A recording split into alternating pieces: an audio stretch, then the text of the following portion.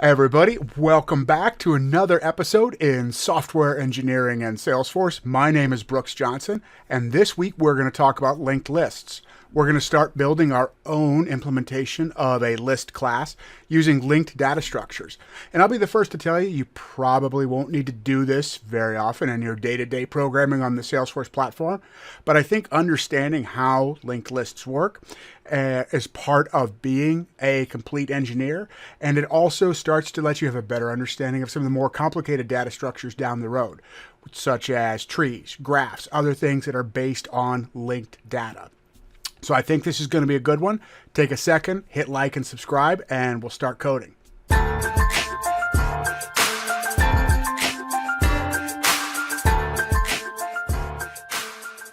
right, so the first thing I wanted to take a look at, just like always, is let's take a look at, I guess not the docs this time. We're going to take a look at data structures and algorithms in Java, the 4th edition. And just see what this chapter says about linked lists. Just real quickly, we're going to see it is it's a fundamental data structure, and it provides an alternative to an array-based structure. An array is where all the data is contiguous in memory, and a linked list is actually just a collection of nodes that form a linear sequence. And in a singly linked list, which is what we're going to talk about today, each node has a reference to the next item in the list. And down here, this is important, right? Minimally, the linked list must keep a reference to the first node of the list known as the head. And we're going to see our linked list class only has a reference to the head, and each other node has a reference to what follows it. We are today also going to build one. It's going to have a reference to the tail, the last item in the list. And we'll see how that actually is a little bit of an enhancement that helps us get some performance gains if we want to work with items at the end of our list. But that's enough of that. Let's open up IntelliJ, Illuminated Cloud, and let's start doing a little bit of coding, right? So I've got a couple things stubbed out. And once again, I'm trying a little bit of a different format this week, trying to figure out the best way to demonstrate these data structures without making the videos too long with boring stuff. So we are going to try tests this time, but the tests are all written. They're commented out, and we'll uncomment them at the appropriate time. And so right now, we've got our node class, and we're going to do that in a singly linked list. The singly linked list, and we'll talk about it, in fact, I'm going to get rid of that, has, we have all our methods written, or stubbed out, I should say. We have our method signatures: add to front, add to back, remove from front, and remove from back. Those are the methods that we are going to try to implement today. So the first thing we need to do to build any kind of a linked list, right, is we need a node, right? Because linked lists are a list of nodes that point to the next item in the list. So we've got here, right, our stubbed out class node, and node has going to need two properties. I'm going to give it a public object data, and we'll make this a get private set, all right? And then I think we need a get private set. We're going to need a public node next, right? And this is the magic of the node class in the linked list, is this self-referential, right? This is how it keeps track of and points to the next item in the list. What's going on with my formatting here? Let's fix that up. All right. And we're going to give it a constructor. All right, so we're going to pass in our data. Public node object data. And then we're going to say this.data equals data. And the reason I'm using object here is to make this as generic as possible. It can take in an S object. It can take in a regular, an integer, you name it. The trade-off is you have to know what to cast it back to if you want all those properties on the other end. And we'll make some demonstrations of this in our tests. If you're coming from Java, Apex does not support generic types the way that Java does. So what you have to do if you want a generic class is just to work with object, because basically everything inherits from object along the way. So this is our node, and this is the last time we really are actually going to need the node class. Now let's go over and let's start looking at our linked list, okay? So our linked list is we're going to go up to the top here to give it the properties that we need to. Public with sharing, singly linked list. And this is called a singly linked list because, right, we're going to compare it in the later video to a doubly linked list. I'm going to give our linked list its own exception class. Public class, singly linked list, exception, extends exception. And for me, if I do a class with a custom exception, I usually put it up at the very top like that so people can see where it is. And when I'm making these kind of generic library-ish type classes, I usually like to have a custom exception that class can throw if another developer tries to use it in a way that it is not intended to be used. And we'll show what that's going to look like. Now we need some properties, right? We're going to do public node head, right? Because we talked about that earlier. Our linked list has to have a reference to its head. And we're going to make that, we'll do, not pub, public get. We don't need public, right? We just need get private set. Okay. Now we need a reference to the tail. Public node tail. Get private set also. And we are going to add another little enhancement in here. Public integer size. All right. And again, we're going to say this is going to be get private set. And again, size is not a requirement for a linked list when we talk about, but it definitely does help make it easier for us to work with this. And we're trying to show, how if tomorrow the Apex list class vanished, how could we implement something like it on our own? Although I am the first to say that I think the Apex list class is tremendously performant. It always seems to offer the best of array and the best of list type data structures. But we're going to try to implement everything that class offers us and show how we would do that in a linked list type format. All right, so let's go down. We're going to need a constructor, right? So what happens when somebody instantiates a new linked list object? Public singly linked list. And it's a no argument constructor. But what we want to do is we want to say this.head. We're going to set head equal to null. This.tail. We want tail equal to null. And we're going to set this.size equal to 0. So when somebody says, singly linked list equals new singly linked list, these are going to be the values of our properties. So the first thing we need to do, class, if we want to add something to our list, add to the front. All right. So how do we add data to our, and I want to compare that to the Apex list class where add actually really adds to the back. So what we're going to do for this one, first we are going to add to the front. So linked lists don't have indexing in that sense, but it would be index 0. We're going to keep adding data there. So this is going to be an O of 1 or a constant time operation, because all we have to do is update the head reference. So the first thing we need to do when somebody calls we're going to use our add to front method, is we're going to say node, I'm going to call it new node equals new node data, right? So now we have a new node.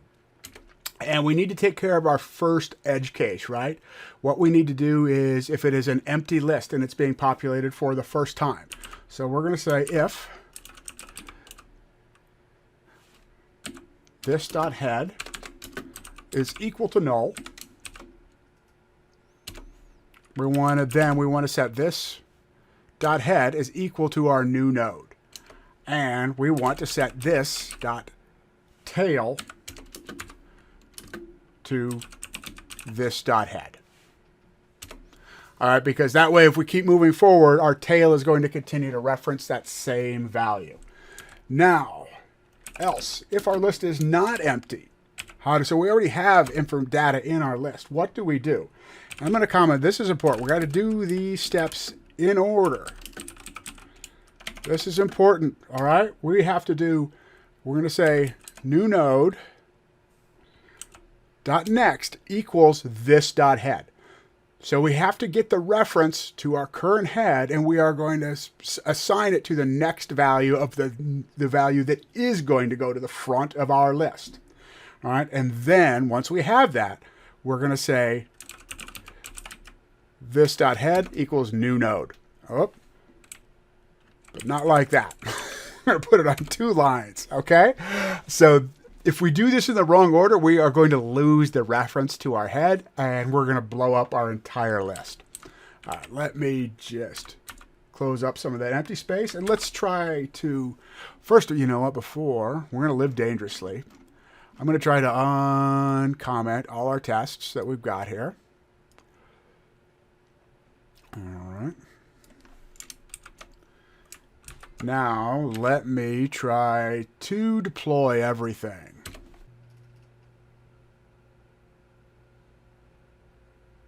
Okay, everything is deployed, so let's go back. We don't need our terminal open. Get rid of that highlighting. Let's go up to our add to the front method, and we're just going to run a quick test on that one. Right, so our given condition, right, a singly linked list equals new singly linked list. We know what happens there, right? We have a new linked list object, head is null, tail is null, size is 0. And you know what I forgot to do? And I just thought of that when I said size equals 0. I did not do this. This dot size plus plus. That's going to cause us problems. All right, let's recompile that. Okay. Compiled. Let's run our test.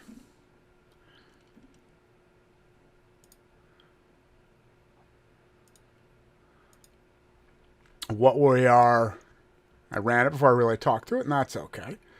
So while it's running and we're doing a little system maintenance, it looks like here in the background, right? We're going to instantiate a new linked list object. We're going to call our add to front method, and we are going to pass in the data, which is going to be a new contact. First name, last name is Tony Stark, right? And so what we want we wanted to assert, hey, that our list is now of size 1, and that the data in our head is an instance of contact. Just wanted to see that by using that object, we can make these generic and pass lots of different things in there. All right, so that's how we do add to front. The next thing we're going to do is add to back. And this is, again, it's an O of 1. It's a constant time operation because we have a tail property. If we did not have that tail property, it would be a linear time because we would have to iterate through the entire list every single time to find the last item. So if we want to implement an add to back, and when you call in Apex list.add, really this is what it's doing, is it's adding to the back of the list. We're going to say new node equals node.data once again. And just like before, we want to handle our condition where if it's an empty list, we're going to say if this.head equals null. All right, then we want just like before, this.head equals new node, and this.tail equals this.head. Okay, else what we want to do is because we have our tail method, so we're going to add, we had a tail and the tail is the next property. We just need to update it to point at the new node. So just like before, order is important here. We have to say this.tail.next equals new node. Okay. And now, once we've done that, we are going to say this.tail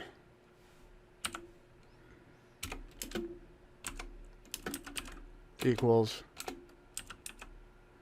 new node. All right, because we're updated. So the previous tail, right, it had a null value. So now we're going to say, hey, what was the tail now points at new node. Now tail itself is equal to new node. So again, we're just updating these next properties. What do they point at? And if we don't do it in the right order, we lose track of the values in our list. Things get garbage collected, and we can't find anything anymore. So let's go back where, you know what, first let's compile everything. And you know what I did again? I did not update my size property. This dot size, and then not minus minus. Thank you very much. tab 9.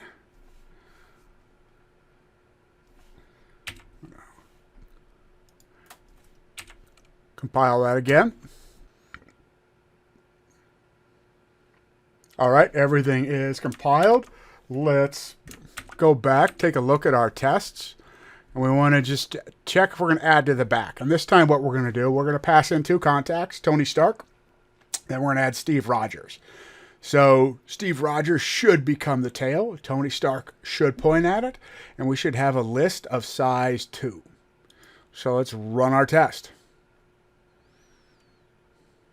Boom, just like that. It passed. Awesome. So we can now add to the back with our singly linked list. So next one up is how do we remove from the front? How do we take something off the front of our list? This is, again, a constant time operation. Anything with the front of a linked list, very fast, because all we're doing is updating our head reference. So the edge case that we want to handle here is what happens if somebody calls remove from front on an empty list. So we're going to say if this dot size equals 0.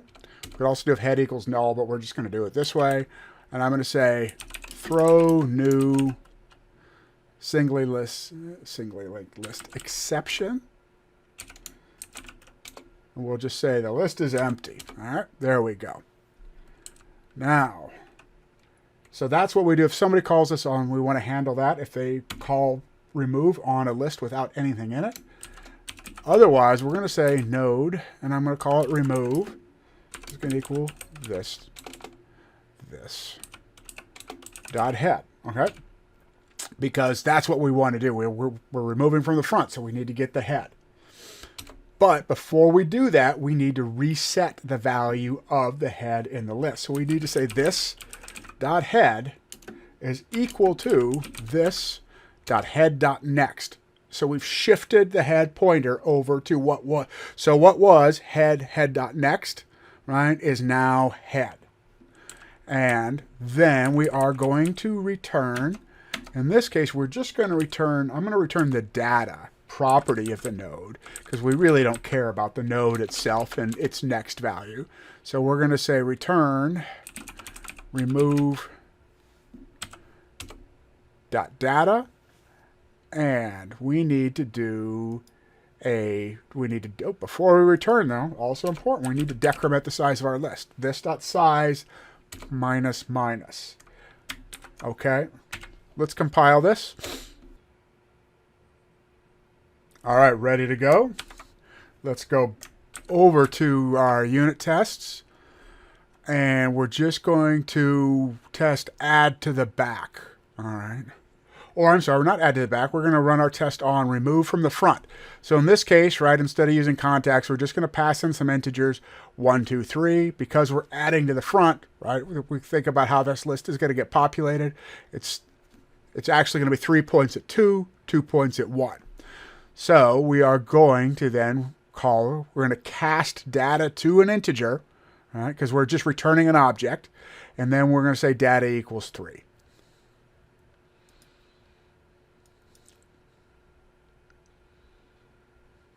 Look at that. Love it. So that passed.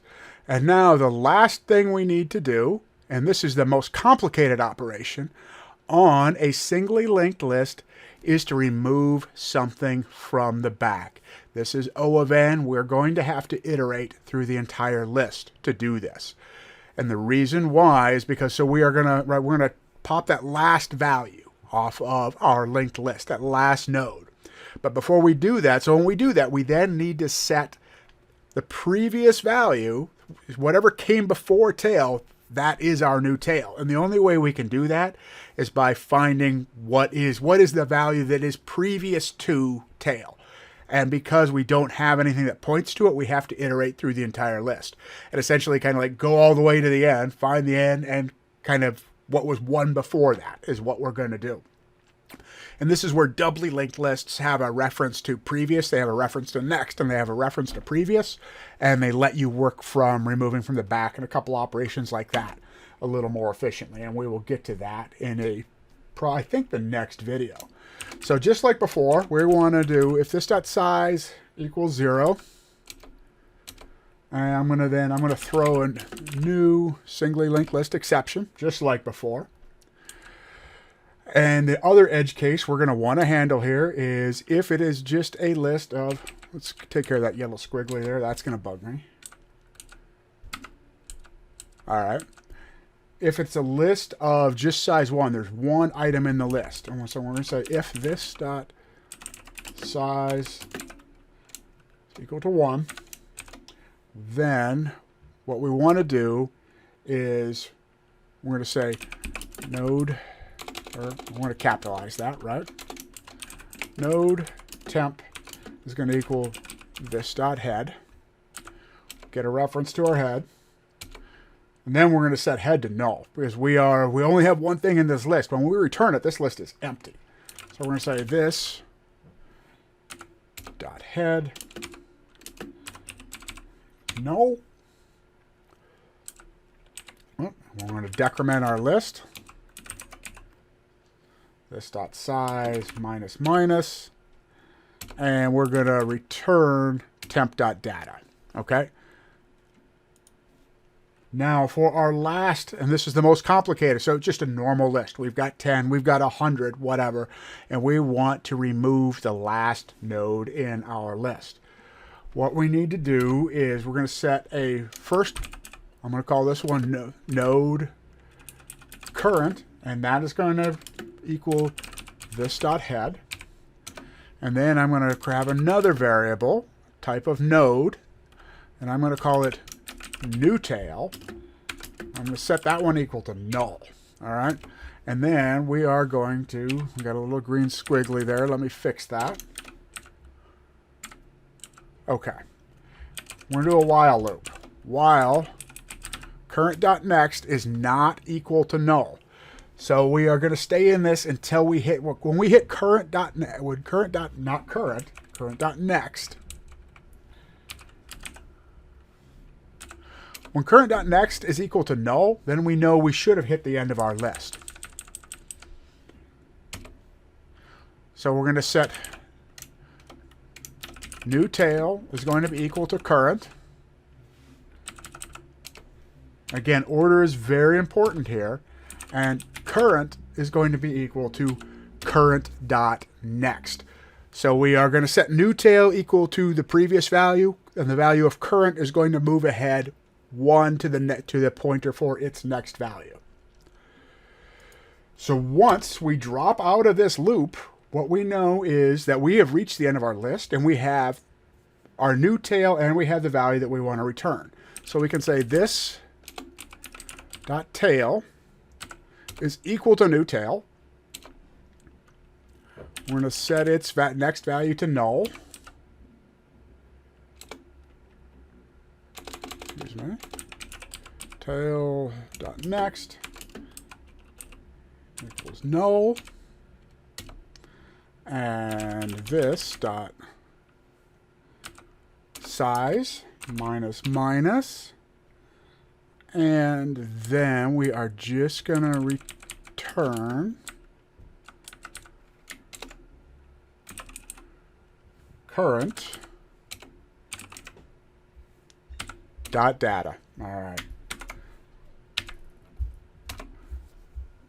Let's compile that, and this should get us through linked lists. All right, we are ready to go. Alt 12. Back to our, we're going to run one last test, and all the rest of these are in GitHub. You could take a look at them, run them anytime you want. We're going to create a list with 5 items in here. We're just going to, again, we're going to keep adding to the front. 5 or just like that. And then we are going to remove from the back. And we should, again, now have a list that is that has been decremented by 1. And the data, because remember, so we're adding to the front each time. So this list is going to be head is going to be 5, 4, 3, 2, 1, etc. So we should have a value of 1. The size should be 4. Tail should be 2. And tail.next should be null if we did everything correctly. So let's find out if we did everything correctly, right? Because I sure don't more than half the time, I think. It passed. All right, great. So that is cool. So this is the linked list. I hope this was, once again, I hope it was useful. I'm a big believer, even in this stuff, though. Maybe we don't need it every single day. It teaches you new ways to think about data. It teaches you new ways to solve problems. And again, in my opinion, if you want to be a complete software engineer, it is critical that you understand all of these foundational data structures and algorithms. Hope it was useful. Let me know what you think in the comments. Take a second, once again, if you haven't, hit like and subscribe, and I'll see you in the next video. Take care, everybody. Keep practicing. Keep getting better.